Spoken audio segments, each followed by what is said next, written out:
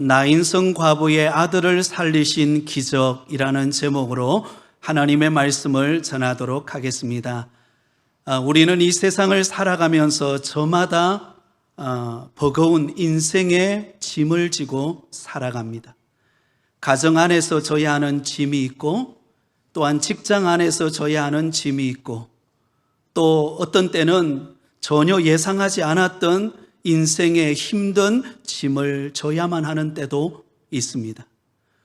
그런데 문제는 이러한 인생의 짐을 져야 할 때 시간이 흐를수록 점점 그 무게가 더해져 갈 때, 그때가 있습니다.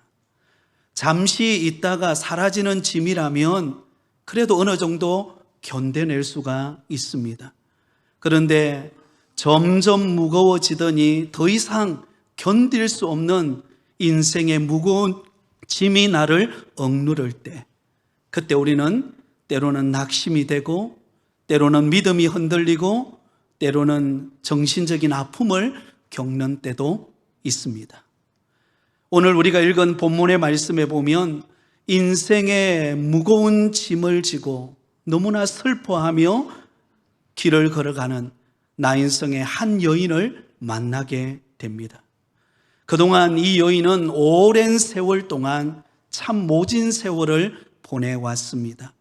왜냐하면 바로 이 여인은 바로 일찍이 사랑하는 남편을 여윈 과부였기 때문입니다.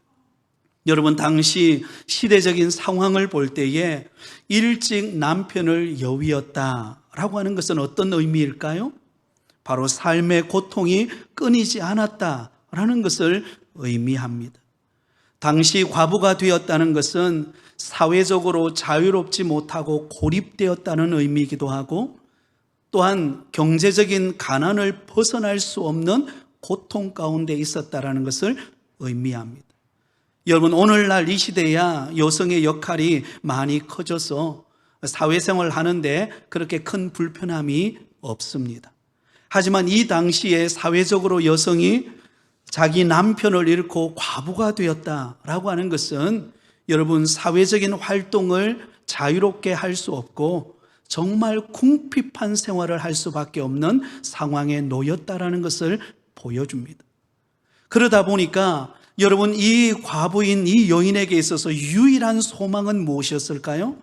그에게 단 하나밖에 없는 그 독자, 그 아들이 그의 유일한 소망이었습니다. 그런데 이게 웬일입니까? 그렇게 소망과 기대와 꿈이 되었던 그 사랑하는 아들 독자마저 어떤 원인인지 모르지만 죽고 만 것입니다.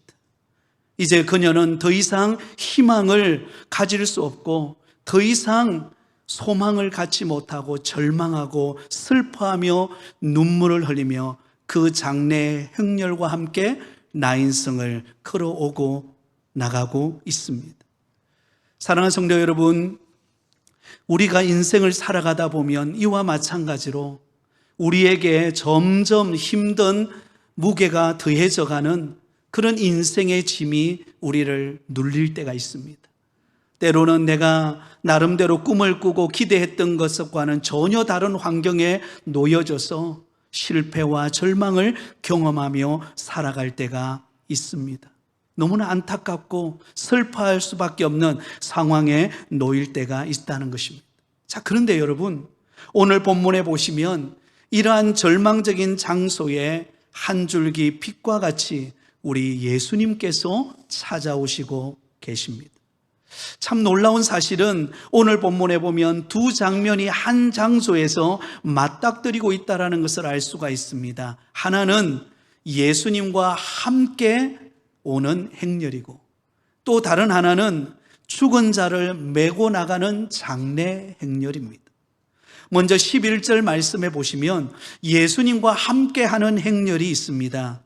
자, 11절, 그 후에 예수께서 나인이라는 성으로 가실새 제자와 많은 무리가 동행하더니, 나인성으로 예수님과 제자들과 많은 무리들이 그 나인성으로 들어오는 행렬입니다. 여러분, 이 행렬은 생명과 기쁨과 평안과 소망이 가득한 행렬입니다. 왜냐하면 그곳에 예수님이 함께하고 있기 때문입니다.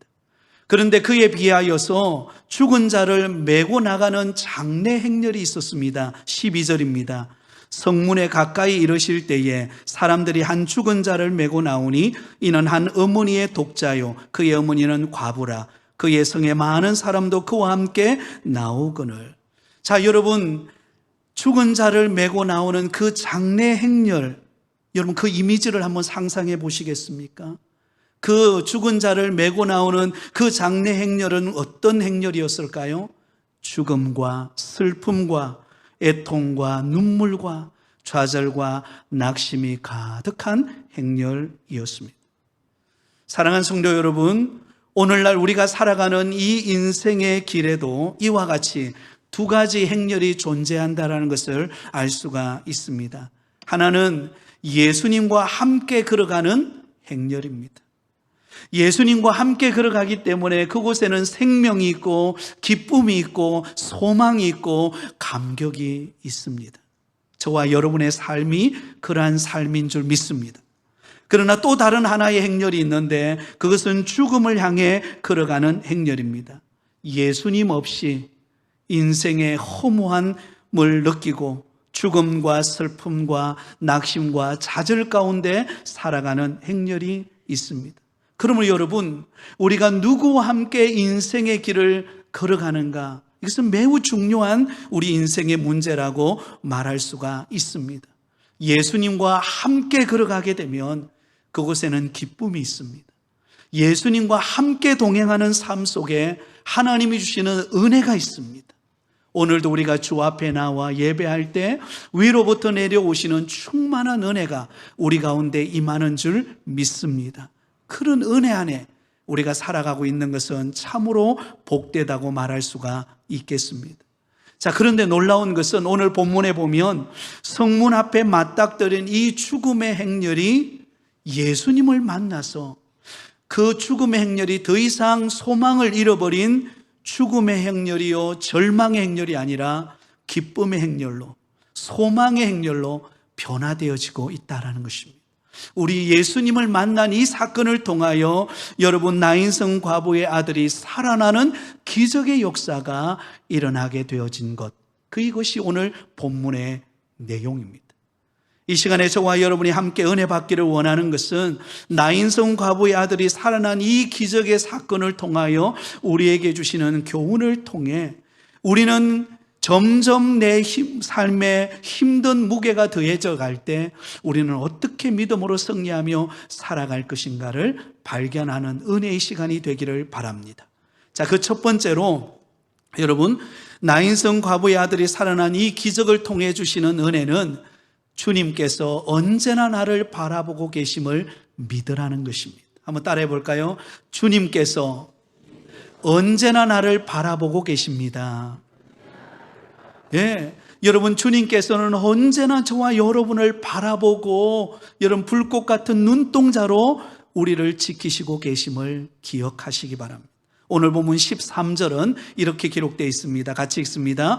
주께서 과부를 보시고 불쌍히 여기사 울지 말라 하시고. 자, 여러분, 이 말씀 속에서 우리 예수님께서 취하신 가장 우선적인 행동이 나옵니다. 그것은 예수님의 시선으로 그 여인을 바라보았다라는 것입니다. 이 여인, 나인성 과부, 일찍 남편을 여위고 그리고 사랑하는 독자 그 아들만 바라보고 일평생 살아왔는데 이제 그 아들마저 죽어서 더 이상 희망과 소망이 없이 슬피 울고 있는 그 여인을 바라보시고 주목하고 계시는 우리 예수님의 모습을 볼 수가 있습니다. 여러분, 당시 상황을 한번 연상해 보실까요? 그 주변에 많은 사람들이 여러분 그 행렬과 교차되고 있었을 것입니다. 나인성으로 들어가는 무리들이 있었을 것이고 그리고 나인성으로부터 나오는 무리들도 있었을 것입니다. 수많은 사람들이 스쳐 지나가는 바로 그런 길목이었습니다. 그런데 우리 예수님께서 유독 수많은 사람들이 지나가는 그 거리에서 누구를 주목하고 있을까요? 누구를 바라보고 있을까요? 바로 그 사랑하는 아들을 잃어버린, 한없이 슬퍼하며 눈물 흘리며 고통스러워하는 이 나인성 과부를 주목하고 있다라는 것입니다.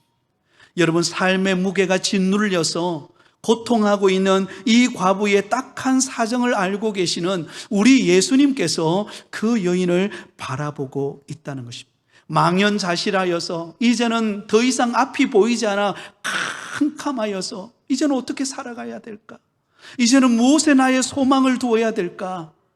앞이 보이지 않는, 모든 것이 무너진 바로 그 여인을 우리 예수님께서는 주목하고 바라보고 계신다는 것입니다. 사랑하는 성도 여러분, 오늘 저와 여러분을 바라보시는 분이 우리 주님이심을 믿으시기를 바랍니다. 우리의 연약함과 우리의 눈물과 우리의 아픔과 우리의 고통을 바라보시는 분이 우리 예수님이십니다. 자, 그런데 여러분, 이 과부를 바라보시는 우리 주님의 마음, 예수님의 마음은 어떠할까요? 여러분, 13절 말씀에 보면 예수님께서 이 나인성 과부를 바라보시면서 불쌍히 여기사라고 표현하고 있습니다. 불쌍히 여긴다. 이 불쌍히 여긴다라는 말의 헬라어 원어는 스플랑크 리조마이라고 하는 뜻인데, 이것은 창자가 뒤틀린다라는 뜻입니다. 너무나 그 고통이 공감되어서 마치 창자가 뒤틀릴 만큼 그 동정하는 마음, 긍휼히 여기는 마음, 그 마음이 예수님의 마음 속에 있었다라는 것입니다. 여러분, 그 당시 이 나인성 과부가 사랑하는 아들을 여러분 잃어버렸을 때 아마 주변에 많은 사람들이 그에게 찾아와서 위로했을 것입니다. 얼마나 슬프냐고, 얼마나 고통스럽냐고, 정말 안 됐다고, 그렇게 아마 위로하고 격려했을 것입니다. 그런데 우리 예수님은 그 차원을 뛰어넘습니다.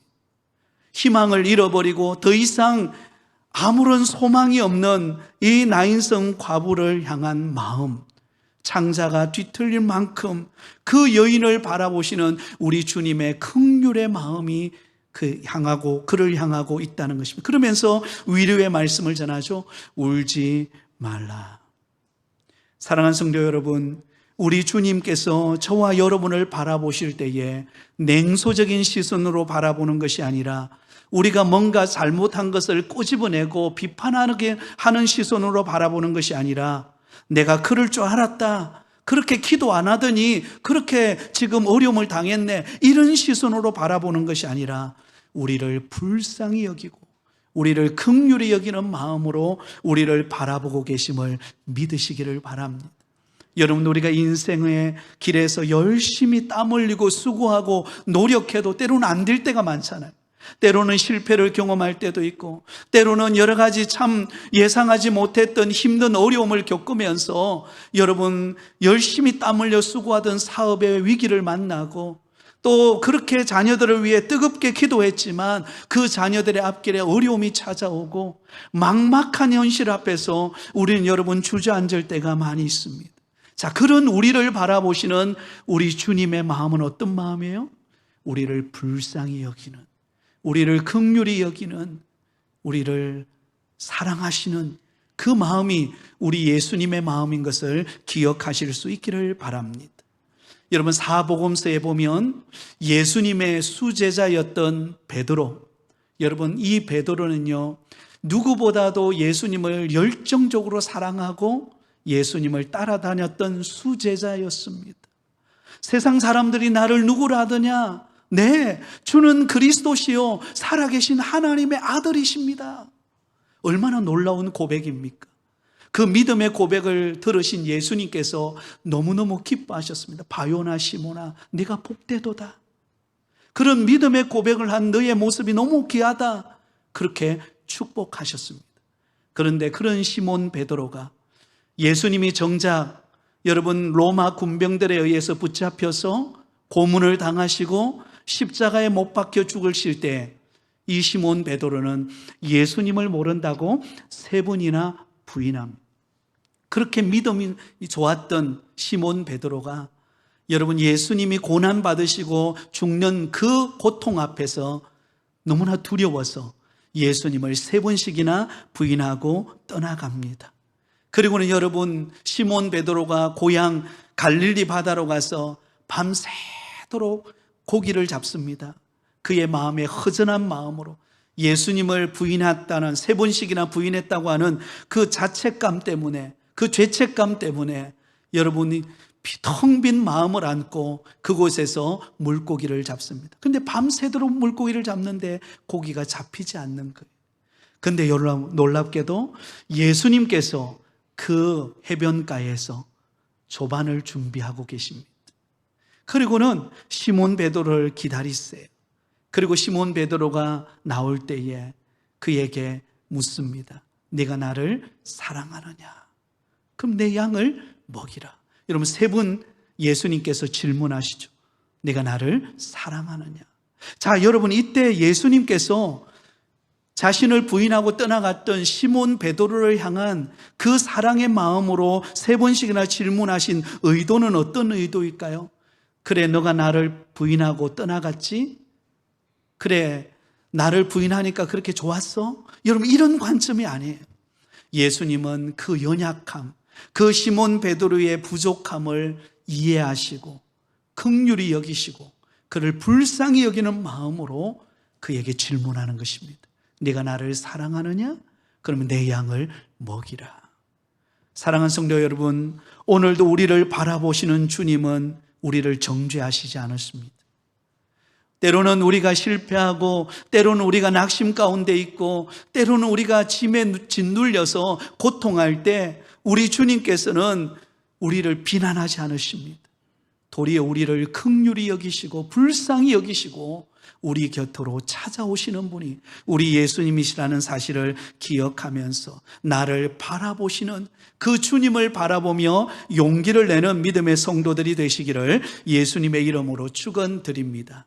자, 2번째로 여러분, 이 나인성 과부의 아들을 살리신 이 기적의 사건을 통하여 주시는 교훈은 주님이 연약한 나를 붙잡고 계심을 믿으라는 것입니다. 한번 따라하겠습니다. 주님께서 연약한 나를 붙잡고 계십니다. 자, 오늘 본문 14절 상반절에 보면 이렇게 기록되어 있습니다. 가까이 가서 그 관에 손을 대시니 맨 자들이 서는지라. 자, 여러분, 예수님께서는 그 죽음의 행렬, 여러분, 그 장례 행렬이 이제 나인성으로부터 밖으로 나가는 그 행렬을 바라보며 그 고통스러워 눈물 흘리는 나인성 과부를 바라보시고 그를 불쌍히 여기셨습니다. 안타까워하셨습니다. 그런데 그것으로 멈추지 않으셨어요. 예수님은 그 다음에 취한 행동이 무엇입니까? 그 장례 행렬 속으로 들어가서 그 싸늘하게 여러분 시들어 죽어버린 그 아들에게 가서 그 관에다가 손을 댑니다. 손을 대요. 자, 여러분, 이 예수님께서 그 관에 손을 대었다라고 하는 것은 이 당시로 볼 때는 너무나 놀라운 일이 아닐 수가 없습니다. 왜냐하면 당시 유대인의 정결법에 따르면 죽은 자의 시체나 무덤이나 관에 접촉하게 되면 그 사람도 부정하다 취급을 받았기 때문입니다. 그래서 반드시 가서 정결한 제사를 드리고 와서 깨끗함을 입었습니다. 그런데 예수님이 그걸 모르고 있을까요? 예수님은 다 알고 계실 것입니다. 다 알고 계셨습니다. 예수님께서 그 관에 손을 얹으면, 그 시체로 시들어버린 그 사람에게 손을 얹으면 자신이 부정케 되어진다는 그 당시 정결법을 알고 있었습니다. 그럼에도 불구하고 예수님은 아무런 끄리낌 없이 그 관 곁으로 가서 그 관에 손을 얹습니다. 여러분, 이것은 어떤 의미가 있을까요? 그것은 바로 예수님께서 그 사랑하는 아들을 잃어버린 고통과 절망과 좌절감에 있는 그 여인의 마음의 심정을 이해하고 위로하시는 우리 주님의 배려의 손길임을 알 수가 있습니다.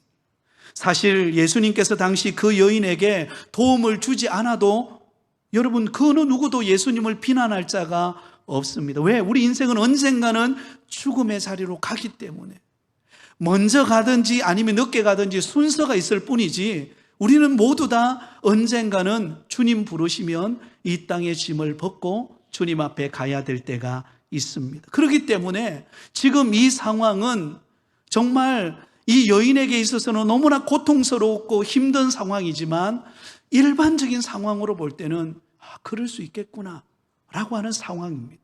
그럼에도 불구하고 우리 예수님께서는 모든 사람이 그냥 일반적으로 생각하는 그 상황 속에서도 우리 예수님께서 친히 그 당시의 정결법을 어겨가면서도 친히 그 관에 손을 대심으로 인하여 그 여인의 마음의 아픔과 그 상처와 그 고통을 쓰다듬어 주시고 위로하시는 우리 주님의 모습을 보여주고 있습니다. 여러분, 예수님은 부정한 것을 정결케 하실 뿐만 아니라 율법을 초월하시는 능력자가 되시는 줄 믿습니다. 그래서 우리 예수님께서 어루만지시는 것을 볼 수가 있어요.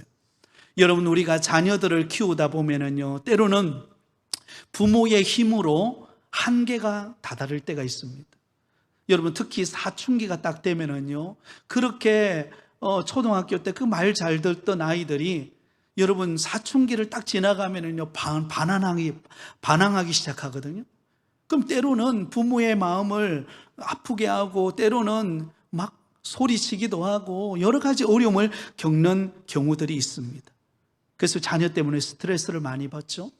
그래서 어느 목사님이 이럴 때에 지혜로운 방법을 이야기했는데요, 그때는 막 그 아이에게 막 소리치고 잔소리해서 되는 게 아니라는 것입니다.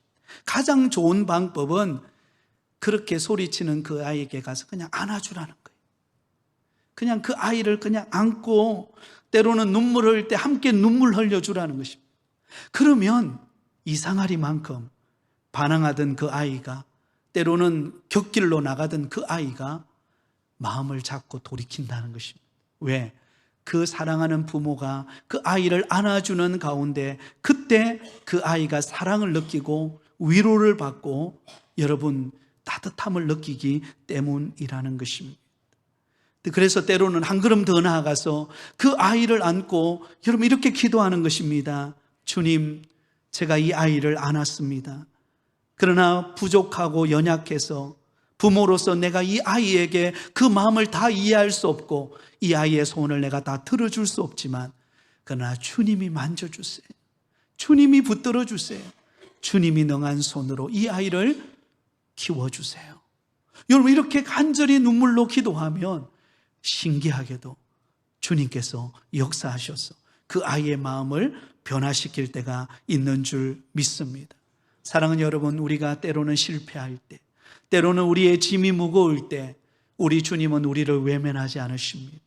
그때 우리 곁에 오셔서 우리를 붙잡고 우리를 위로하시고 우리에게 은혜 주시는 분이 우리 주님이심을 믿으실 수 있기를 바랍니다. 마지막 세 번째로는요, 나인성 과부의 아들을 살리신 이 사건을 통해 주시는 교훈은 주님이 나를 말씀으로 살리심을 믿으라는 것입니다. 한번 따라하겠습니다. 주님이 나를 말씀으로 살리십니다. 자, 우리 14절 말씀을 같이 읽겠습니다. 14절입니다. 시작. 가까이 가서 그 관에 손을 대시니 맨 자들이 서는지라. 예수께서 이르시되 청년아 내가 네게 말하노니 일어나라 하시매. 아멘. 여러분, 예수님께서는 죽어서 온몸이 다 시들어버린 그 청년에게 가서 예수님은 그를 만지실 뿐만 아니라 그에게 이렇게 말씀합니다. 청년아 내가 네게 말하노니 일어나라. 우리 예수님께서 하늘과 땅의 권세를 가지신 주님께서 명령하시는 것입니다. 청년아 내가 네게 말하노니 일어나라. 신기하게도 그 말씀을 들었던 그 청년이 죽은 자리로부터 일어나서 살아나고 회복되어지는 것을 볼 수가 있습니다. 여러분, 말씀이 그 영혼을 살린 줄 믿습니다. 요한복음 5장 15절 말씀에 보면 이렇게 기록되어 있습니다. 우리 같이 읽겠습니다. 진실로 진실로 너희에게 이르노니 죽은 자들이 하나님의 아들의 음성을 들을 때가 오나니 곧 이때라. 듣는 자는 살아나리라. 할렐루야. 듣는 자는 어떻게 된다고요? 살아나리라. 듣는 자는 살아나는 거예요. 예수님의 말씀을 들었던 이 청년이 살아난 것처럼 여러분, 때로는 우리가 온갖 인생의 무거운 짐으로 짓눌려서 내 힘으로는 너무나 버거워서 이겨내기 힘들 때, 그때 여러분 세상의 소리 들으면요 우리가 살아날 것 같지만요 세상 소리가 들으면 더 짓눌립니다. 더 여러분 고통스럽습니다. 그런데 하나님의 말씀을 들으며 내가 가장 힘들고 지치고 어려울 때, 앞이 도저히 보이지 않고 캄캄할 때, 그때 주님의 음성인 하나님의 말씀에 귀를 기울이면 우리는 살아나는 역사가 있는 줄 믿습니다. 하나님께서 에스겔 선지자에게 환상을 보여주었습니다. 이스라엘 백성들이 바벨론의 포로로 끌려가서 이제는 더 이상 소망도 없고 비전도 없고 다 말라버린 것과 같은 그런 척박한 환경을 바라보며 에스겔 선지자가 너무나 한탄하며 마음 아파했습니다. 그때 하나님께서 에스겔 선지자에게 보여주신 환상이 무엇입니까? 그를 골짜기로 데려갑니다. 골짜기를 데려가니까요, 그곳에는 마른 뼈들이 다 시들어버린 마른 뼈만 남은 뼈들이 가득해 있는 거예요. 더 이상 소망도 희망도 기대감도 없는, 다 여러분 무덤처럼 변해버린 그 뼈들만 가득한 곳만 보이는 것입니다. 그때 여러분 에스겔 선지자를 통하여 주님께서 말씀하십니다. 그 뼈들이 살 수 있겠느냐? 살 수 있겠느냐? 그때 주님께서 그 에스겔 선지자를 향하여 명하라고 합니다. 뼈들아 살아날지어다. 근데 신기한 일이 일어납니다. 뼈들이 막 살아나요. 그러더니 나누었던 뼈들이 달라붙기 시작합니다. 그러면 사람의 형상으로 만들어지더니 그게 여러분 바람이 불어오기 시작하고 생기가 들어가니까 어떤 일이 벌어집니까? 그 말라 비틀어졌던 뼈들이 강한 군대로 바뀌어지는 역사가 일어난 것입니다. 하나님의 말씀이 임하고 성령의 역사가 나타나니까 그곳에 살아나고 회복되어지는 기적의 역사가 일어난 줄 믿습니다. 그러면 여러분, 우리 예수 믿는 성도들을 살리는 능력은 어디에 있습니까? 하나님의 말씀에 있는 줄 믿습니다. 하나님의 말씀을 듣고 하나님의 말씀에 귀를 기울이고 하나님의 말씀 앞으로 우리가 나아가면 우리의 영혼이 살아납니다. 아무리 힘들고 어렵고 나를 짓누르는 위기의 상황일지라도 하나님의 말씀을 붙들면 그 모든 위기와 고난과 어려움을 돌파해낼 수가 있는 것입니다. 나인성 과부의 아들이 예수님께서 청년아 내가 내게 명하노니 일어나라, 그 말씀을 듣고 살아난 것처럼 저와 여러분이 주의 말씀을 통하여 승리하며 살아가시기를 바랍니다. 어제부터 제자훈련이 시작이 되었습니다.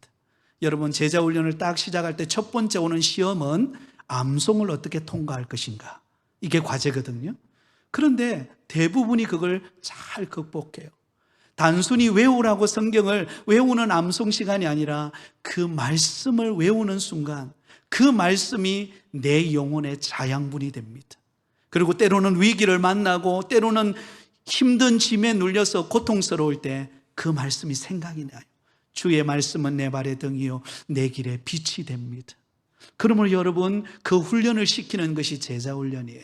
사랑하는 성도 여러분, 위기를 만났습니까? 인생의 무거운 짐에 고통에 아픔을 겪고 있습니까? 하나님의 말씀을 통하여 회복되어지는 은혜가 있기를 바랍니다. 그러면 여러분, 주님께서는 저와 여러분을 바라보고 계십니다. 그리고 우리의 연약함의 자리에 오셔서 우리를 어루만지시고 우리를 일으켜주시는 그 좋으신 주님과 함께 날마다 동행하며 믿음 안에 승리하며 살아가는 복된 걸음이 되시기를 예수님의 이름으로 축원드립니다.